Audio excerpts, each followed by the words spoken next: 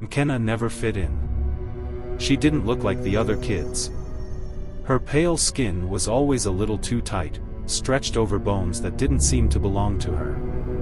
Her eyes were wide, too wide, people would say.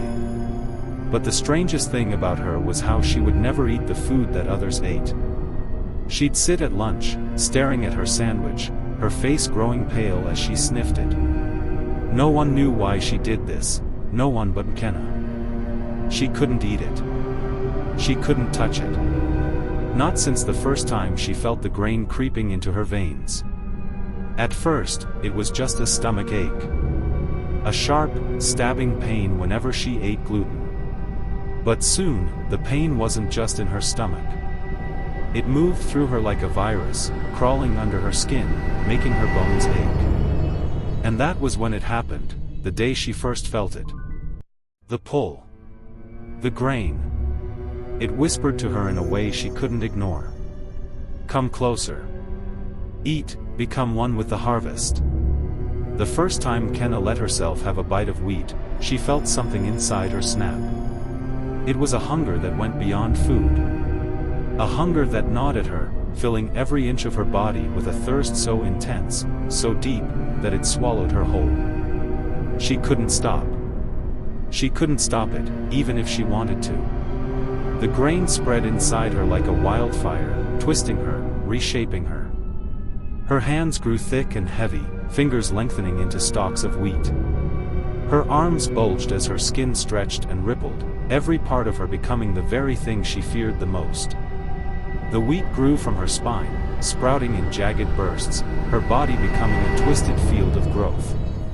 Her breath came in shallow gasps, every exhale a whisper of hunger. And then the craving started. Mkenna could feel it in her chest. She could feel the grain pulsing inside her, calling her to feed. It wasn't hunger like she'd felt before. It was something deeper, something primal. She had to consume. There was no choice. No voice telling her to stop. Her fingers, now twisted with stalks of wheat, reached out. They brushed against the walls of her room, and in their wake, cracks appeared, deep, jagged rifts where grain began to sprout. The ground beneath her feet trembled, as if the earth itself recognized her transformation. Mkenna looked at herself in the mirror. Her reflection was no longer hers.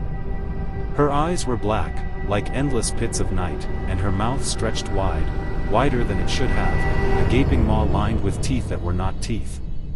They were sharp, brittle, grain-like. Her skin wasn't skin anymore. It was a patchwork of flesh and wheat, sprouting in impossible directions, as if her very being was being consumed by something far beyond her control. The whispers didn't stop. They were louder now. Frenzied. Urging her forward. Come. Consume them. Feed them to the field. She walked out of her room, not sure where she was going, but knowing deep down that she had to. The town was quiet as she passed through T Streets. It was late, but that wasn't why there were no sounds. There were no sounds because the people weren't there anymore. Not the way they should have been. Mkenna reached the town square and stopped.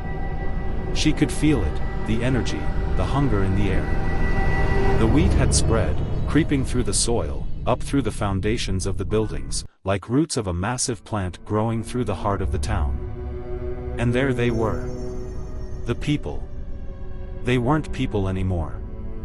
They were grain. They stood like statues, their bodies frozen mid-motion, but their eyes, oh, their eyes were wide open. Full of fear. Their bodies were slowly transforming, twisting into something unnatural as the grain took root within them. It started in their veins, crawling under their skin, and before long, they were covered in thick layers of grain, their limbs stiff, their faces contorted into grotesque parodies of their former selves. Mkenna didn't have to think about it. She didn't have to do anything. The grain inside her whispered to her again, louder this time, urging her to consume. And she did. She reached out, and with her wheat-like fingers, she tore into them, ripping their bodies apart. It wasn't a quick process. It was slow, deliberate, every movement consumed with that insatiable hunger.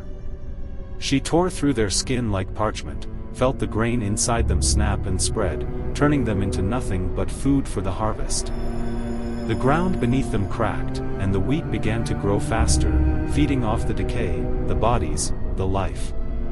But it wasn't enough. It never was. Mkenna moved through the town, devouring everything she could find. Houses, people, streets, all became part of the endless field. And the more she ate, the more the wheat grew inside her. It wasn't just a disease anymore. It was her. She was becoming the harvest. She was feeding it, and it was feeding her, an endless, twisted cycle that could not be broken. It wasn't long before the townspeople, what was left of them, began to turn. They were consumed by the grain, just as Mkenna had been. Their bodies became twisted, grotesque versions of themselves, their faces nothing but masks of hunger. They were no longer human. They were wheat. They were part of the harvest. But Mkenna was something different now. She wasn't just part of the harvest. She was the harvest. Her form had changed again, becoming larger, more monstrous, her body a twisted mass of grain, muscle, and bone. She no longer walked. She moved with the earth, the wheat growing beneath her feet, carrying her, making her the center of it all. And still, the whispers came. More. You need more. The harvest has just begun. If you ever wander too far off the beaten path, deep into the woods where the fields of wheat grow tall and endless, you might hear the whispering on the wind. The soft rustling of stalks moving when there's no breeze. And if you listen closely enough, you might hear her voice. It won't be loud. It won't be a scream. But it will be there, deep in the rustling of the wheat. Come closer. Join the harvest. And if you're unlucky enough to hear that whisper, you'll know what comes next. You will become part of the grain. You will become part of the harvest. Forever.